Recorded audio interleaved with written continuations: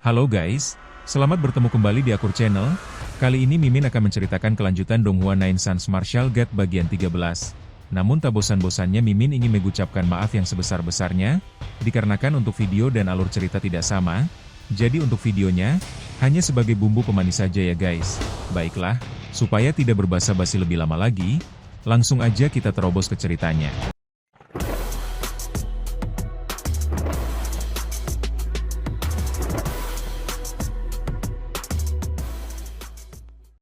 Pada episode sebelumnya, diceritakan Ye Yunfei yang telah tiba di gerbang sekte Tianyuan membawa token tetua Du, namun sengaja dipersulit dan dilarang masuk. Setelah perjalanan panjangnya diabaikan, amarahnya meledak. Ia menerobos gerbang dan menumbangkan para penjaga serta puluhan murid dengan kekuatan mutlak. Kekacauan besar terjadi hingga para tetua muncul. Meski diakui kuat, Ye Yunfei tetap dipandang rendah, menyisakan ketegangan di sekte Tianyuan. Tetua Du berdiri dengan raut letih ketika Ye Yunfei menanyakan keadaan yang terjadi. Dalam benaknya, Ye Yunfei mengingat janji tentang satu dari 5 tempat di dunia bayangan surgawi yang seharusnya sudah dipersiapkan untuknya. Namun kenyataan justru berbanding terbalik. Bahkan dengan token Tetua Du, kedatangannya ke sekte Tianyuan sama sekali tidak berjalan mulus. Sejak sebelum melangkah masuk gerbang, ia sudah menjadi sasaran di setiap sudut. Alisnya pun berkerut, menahan ketidakpuasan. Tetua Du hanya bisa menghela napas panjang. Ia menyadari masalah ini terlalu rumit untuk dijelaskan secara singkat. Awalnya, pemimpin sekte memang telah menyetujui pemberian satu tempat itu kepada Ye Yunfei. Namun dua tetua berpengaruh, Luo Fengyang dan Su Deqing, dengan keras menentangnya. Penolakan itu memicu kemarahan para murid inti, yang kemudian secara kolektif mengajukan petisi. Kini, kegemparan itu menyebar ke seluruh sekte, bahkan murid biasa pun ikut membicarakannya. Sekte Tianyuan pun menjadi ricuh, sementara Tetua Du sendiri merasa pusing memikirkan dampaknya. Ye Yunfei menangkap inti masalah dengan cepat. Bahkan sebelum resmi menjadi bagian dari sekte, ia telah berubah menjadi musuh bersama. Sebuah senyum dingin terukir di wajahnya. Dalam hatinya, ia menilai bahwa satu-satunya alasan ia mau bergabung dengan sekte Tianyuan hanyalah demi dunia kecil Tianying. Tanpa itu, sekte kecil di kerajaan kecil ini tidak pernah benar-benar masuk dalam pertimbangannya. Dengan ingatan dan pengalaman sebagai Kaisar Langit, bahkan sekte besar di wilayah timur pun belum tentu layak menerimanya. Ia bahkan sempat berpikir, jika terus diprovokasi, ia bisa saja mengambil urat bumi di bawah markas sekte dan membuat para petinggi menangis penyesalan. Tetua Du kemudian menyampaikan jalan tengah yang ditawarkan pemimpin sekte. 10 hari lagi, tangga kenaikan akan dibuka. Kompetisi memanjat tangga akan digelar, dan siapapun yang mampu menembus 5 besar akan berhak atas tempat di dunia bayangan surgawi. Penjelasan itu membuat Ye Yunfei sedikit terkejut. Tangga surgawi merupakan peninggalan kuno sekolah Tianyuan, terdiri dari 100 anak tangga yang masing-masing mewakili tekanan gunung yang berbeda. Umumnya, murid yang mampu mencapai langkah ke-15 sudah dianggap luar biasa. Rekor tertinggi generasi ini adalah 25 langkah, dicapai oleh Jiang Feng, murid inti peringkat pertama. Setelah menimbang sejenak, Ye Yunfei mengangguk dan memutuskan ikut serta. Keputusannya membuat Tetua Du tampak lega. Dengan perasaan bersalah, Tetua Du tetap berharap Ye Yunfei tidak menyalahkannya, karena ia telah berusaha semaksimal mungkin. Ia lalu mengantar Ye Yunfei menuju tempat tinggalnya. Mereka tiba di sebuah puncak gunung megah yang bentuknya menyerupai mangkuk terbalik. Paviliun dan menara tersebar di sekelilingnya. Ye Yunfei dibawa ke sebuah paviliun kecil yang dikelilingi pagar bambu, pepohonan tua, serta aliran sungai jernih. Pemandangannya tenang dan indah, sebuah tempat yang hanya boleh ditempati murid inti. Tetua Du menjelaskan bahwa gunung ini adalah Jinfeng, salah satu dari 5 puncak sekte Tianyuan, dan Ye Yunfei kini berstatus sebagai murid inti Jinfeng. Sebuah token identitas pun diserahkan kepadanya, disertai penjelasan tentang sistem tugas dan poin kontribusi sekte. Setelah Tetua Du pergi, Ye Yunfei menetap di pavilion itu. Ia merasakan struktur Jinfeng dengan kekuatan jiwanya dan menyadari bahwa markas sekte Tianyuan dibangun di atas formasi gunung ilahi 5 elemen Tianshuan.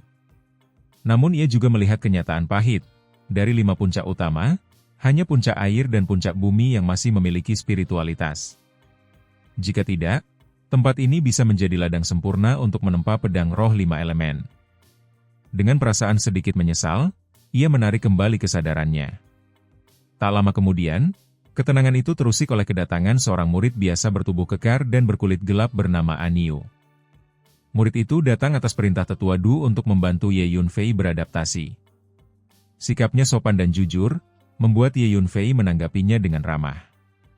Aniu lalu mengingatkan tentang tunjangan bulanan sekte yang belum diambil, berupa kristal spiritual, ramuan, serta hak meminjam teknik di perpustakaan. Melihat antusiasme Aniu dan merasa tak ada salahnya berjalan-jalan, Ye Yunfei setuju untuk ikut. Mereka meninggalkan Jinfeng dan menuju lembah pusat yang dikelilingi 5 puncak utama. Di sepanjang jalan, bisikan dan tatapan curiga mengiringi langkah Ye Yunfei. Banyak murid membicarakannya sebagai sosok kejam yang baru masuk sekte namun sudah melukai banyak orang. Ye Yunfei mendengar semuanya dengan jelas berkat kekuatan jiwanya dan justru menganggapnya menggelikan, seolah ia telah menjadi selebritas dadakan. Akhirnya, mereka tiba di aula kehormatan, bangunan megah yang ramai oleh murid yang mengambil tunjangan atau menukar poin kontribusi. Namun di sudut aula, tatapan dingin penuh permusuhan mengarah pada Ye Yunfei. Seorang pemuda bersama belasan murid Shui Feng memandangnya dengan amarah. Dalam pandangan mereka, puncak air selalu menjadi yang terkuat dan tak pernah dipermalukan oleh puncak lain. Namun kini, seorang pendatang baru justru melukai banyak murid mereka. Rasa malu dan dendam pun membara, mendorong keinginan mereka untuk memberi pelajaran pada Ye Yunfei demi memulihkan kehormatan Shui Feng. Salah satu murid di sisi Li Chen menilai bahwa Ye Yunfei memang tampak cukup kuat. Fakta bahwa ia sendirian mampu melukai puluhan murid puncak air membuatnya merasa ragu apakah memberi pelajaran pada pendatang baru itu akan semudah yang dibayangkan. Namun Li Chen justru mendengus dingin. Ia telah menyelidiki latar belakang Ye Yunfei dan menyimpulkan bahwa kekuatan pemuda itu hanya terletak pada tubuh fisiknya. Murid terkuat puncak air yang tumbang di tangannya pun baru berada di tahap menengah alam bumi, sehingga menurut Li Chen, Ye Yunfei sama sekali tidak seistimewa yang dibesar-besarkan. Ia segera memerintahkan Zhang Shan untuk kembali ke puncak air dan memanggil 4 murid alam bumi tingkat lanjut. Dengan 5 orang, ia berniat menggunakan formasi air ilahi 5 naga. Bahkan, ia menyuruh agar pedang roh air ilusi milik sepupunya dipinjam untuk memastikan kemenangan. Li Chen memang bukan sosok biasa. Di antara murid puncak air, ia bagaikan penguasa kecil karena sepupunya adalah Li Chaofan, murid nomor 1 Shui Feng. Mengandalkan nama besar itu, Li Chen selalu bertindak semaunya dan hampir tak ada yang berani menentangnya. Mendengar rencananya, belasan murid di sekelilingnya tersentak. Mereka semua tahu betapa mengerikannya formasi air ilahi 5 naga, formasi yang dengan 5 murid alam bumi tingkat akhir bahkan mampu menantang ahli alam surgawi. Ditambah lagi, pedang roh air ilusi adalah senjata spiritual tingkat rendah yang kekuatannya jauh melampaui senjata fana. Meski demikian, ada murid yang merasa cemas. Formasi sekuat itu biasanya hanya digunakan melawan musuh luar sekte. Jika digunakan dalam konflik internal dan sampai diketahui para tetua, konsekuensinya bisa berat. Namun Li Chen sama sekali tidak peduli. Dalam pandangannya, akibat perebutan tempat di dunia bayangan surgawi, Ye Yunfei sudah menjadi musuh publik hampir seluruh sekte Tianyuan. Bahkan Tetua Su dan Tetua Luo pun memiliki pandangan buruk terhadapnya. Selama dilakukan diam-diam di luar markas, sekalipun Ye Yunfei mati, tak akan ada yang mempermasalahkannya.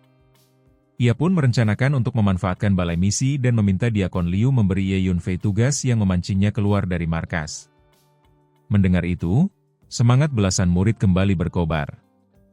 Tak lama kemudian, Li Chen memimpin mereka meninggalkan balai kebajikan. Sementara itu, Ye Yunfei, ditemani Aniu, telah menerima tunjangan sekte. Ia memperoleh 300 kristal spiritual, 2 botol pil spiritual, 20 pil pengumpul roh tingkat 1 dan 5 pil roh sejati tingkat 2. Bagi murid inti, manfaat seperti ini memang wajar, namun bagi Ye Yunfei sendiri, semua itu nyaris tak berarti. Dengan kemampuan alkimianya, pil tingkat 1 dan 2 hanyalah barang remeh. Aniu dengan penuh semangat mengajak Ye Yunfei mengunjungi perpustakaan sekte. Namun Ye Yunfei sama sekali tidak tertarik. Dalam pikirannya, Sekte kecil di kerajaan kecil seperti ini tak mungkin memiliki teknik yang layak ia perhatikan. Dengan segudang warisan teknik tingkat tinggi di benaknya, ia memilih kembali ke Jin Feng. Sepanjang jalan, An Yu terus menyesali keputusan itu, merasa kesempatan meminjam teknik tingkat 4 terbuang percuma. Ye Yunfei hanya tersenyum tanpa menanggapi. Tiba-tiba, sebuah suara memanggil dari belakang. Seorang murid tinggi kurus dari balai misi menyusul dan memastikan identitas Ye Yunfei sebelum menyerahkan selembar giok misi. An Yu terkejut, merasa aneh karena Ye Yunfei yang baru tiba sudah diberi tugas. Namun murid balai misi itu menegaskan bahwa setiap murid sekte Tianyuan wajib menerima misi tanpa pengecualian, lalu pergi tanpa ekspresi. An Yu tampak gusar dan mulai menjelaskan kondisi puncak emas yang lemah dan sering ditindas oleh 4 puncak lainnya, terutama puncak air dan puncak bumi. Ia berharap Ye Yunfei sebagai murid inti tidak mentolerir perlakuan semacam itu. Namun Ye Yunfei menganggapnya biasa saja. Baginya, menerima misi sekte adalah hal wajar. Saat pesan di dalam giok terbuka, sebuah perintah muncul, pergi ke tebing perangkap iblis di gunung belakang untuk mengumpulkan buah iblis surgawi. Begitu membaca isi misi itu, An Yu langsung panik. Tebing perangkap iblis dikenal dipenuhi energi iblis dan jahat, tempat yang bahkan dihindari para ahli alam surgawi. Legenda kuno sekte menyebutkan adanya iblis tak tertandingi yang terperangkap di sana, makhluk yang jika bebas akan menenggelamkan wilayah timur dalam lautan darah. Berbeda dengan An Yu yang ketakutan, Ye Yunfei justru tertarik. Sebagai kaisar langit yang telah membunuh ribuan iblis dan monster besar, ia sama sekali tidak gentar. An Yu mendesak agar mereka kembali ke balai misi dan memprotes Diakon Liu, yakin bahwa misi ini adalah upaya terang-terangan mengirim Ye Yunfei ke kematian. Namun Ye Yunfei menghentikannya. Ia ingin melihat tebing perangkap iblis dengan matanya sendiri. Awalnya An Yu menolak keras, tetapi setelah ragu sejenak, ia memutuskan ikut. Ia tak ingin dimarahi tetua Du karena membiarkan Ye Yunfei pergi sendirian. Dengan satu syarat, mereka hanya akan melihat dari jauh dan tidak mendekat. Ye Yunfei menyetujuinya, dan keduanya pun berangkat. Tak lama kemudian, mereka meninggalkan markas dan menuju gunung belakang.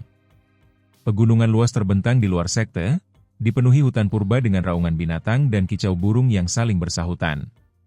Di tengah hutan lebat itu, Ye Yunfei dan An Yu melangkah semakin dalam. Pada saat yang sama, kabar pergerakan Ye Yunfei sampai ke telinga Li Yichen.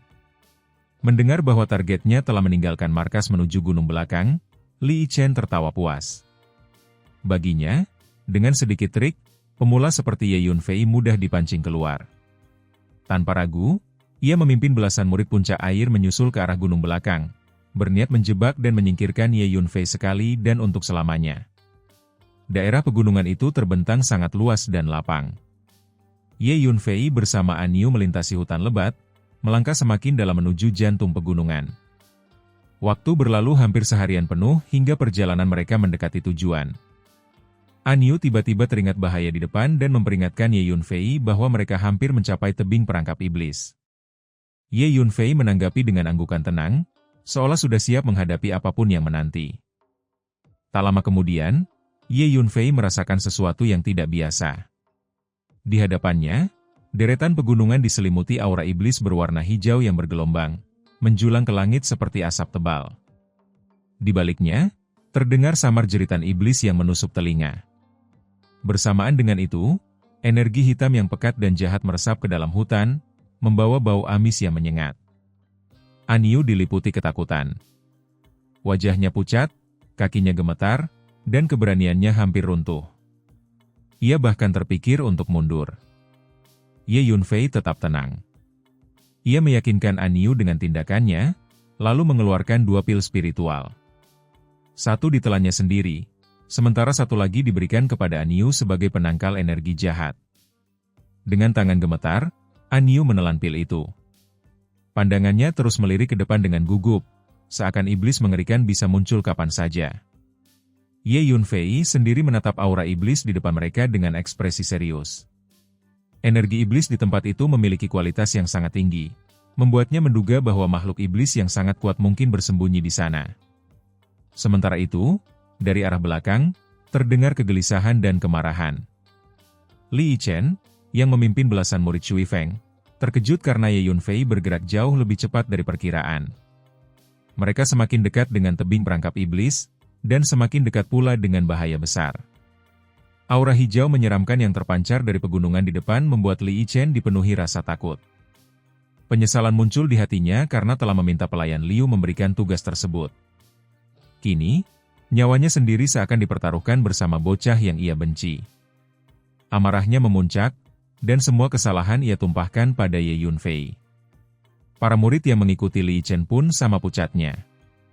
Sejak pertama kali memasuki sekte Tianyuan, mereka telah berulang kali diperingatkan agar tidak mendekati tebing perangkap iblis di gunung belakang. Tempat itu telah menjadi tabu yang tertanam dalam benak setiap murid sekte.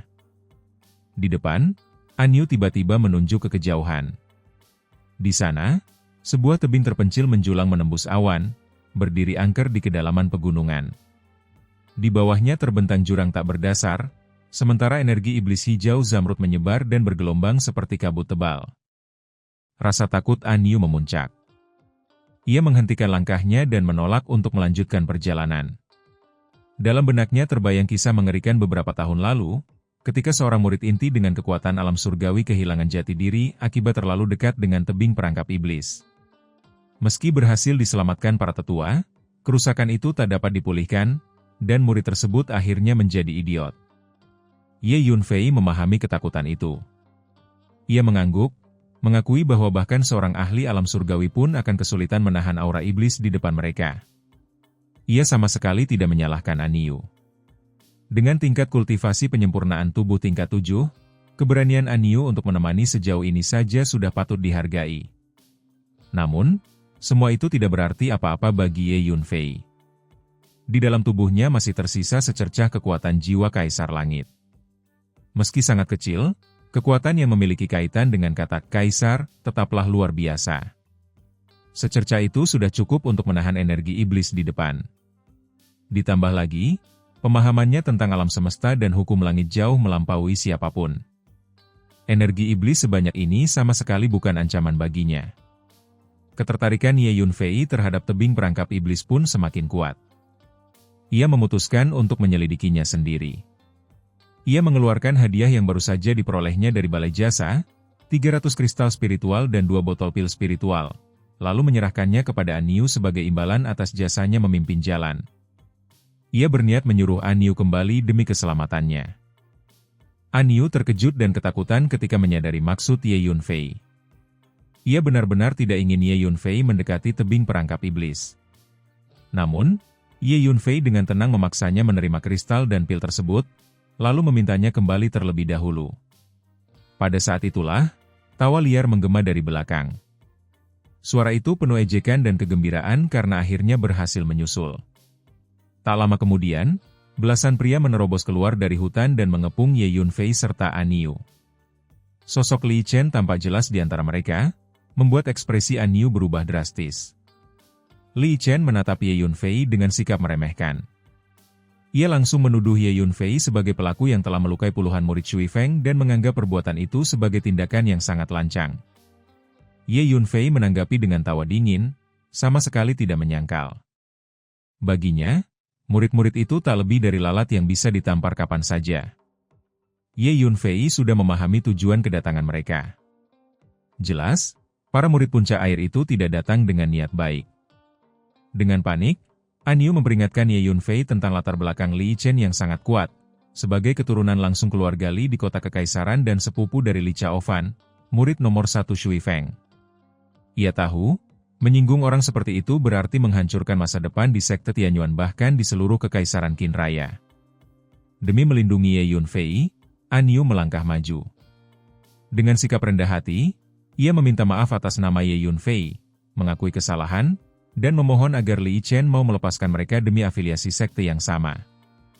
Perkataan itu membuat hati Ye Yunfei terasa hangat. Dalam diam, ia mulai menganggap An Yu sebagai teman sejati. Begitulah prinsip hidupnya, ia membalas kebaikan dengan kebaikan yang lebih besar, dan permusuhan dengan balasan yang berlipat ganda. Namun, sebelum An Yu sempat menyelesaikan permohonannya, sebuah tamparan keras mendarat di wajahnya. Dengan kecepatan kilat, Li Yichen menghantam pipi kanan An Yu, meninggalkan bekas telapak tangan merah menyala. Li Chen meluapkan penghinaan tanpa ampun. Ia menganggap Aniu tidak lebih dari sampah hina yang tidak pantas berbicara di hadapannya, apalagi menyebut persahabatan. Ia menegaskan bahwa melukai murid Shui Feng bukanlah kesalahan yang bisa ditebus dengan permintaan maaf. Dalam amarah dan kesombongannya, ia memerintahkan Ye Yunfei dan Aniu untuk berlutut, bersujud 1000 kali, lalu memotong tangan dan kaki mereka sendiri, sebelum ia memutuskan apakah nyawa mereka layak diselamatkan atau tidak. Pada saat itu, ekspresi Ye Yunfei berubah dingin. Tatapan matanya memancarkan niat membunuh yang tajam, seolah badai besar akan segera meledak. Dan, adegan ini pun mengakhiri pertemuan kita kali ini. Terima kasih kepada semua yang telah menyimak dari awal sampai akhir video ini. Dan juga Mimin ingin mengucapkan terima kasih yang sebesar-besarnya kepada semua yang sudah subscribe Akur Channel. Semoga semuanya dimudahkan rezekinya, dan dilancarkan segala urusannya, juga disehatkan selalu setiap saat, dan terhindar dari segala penyakit. Amin.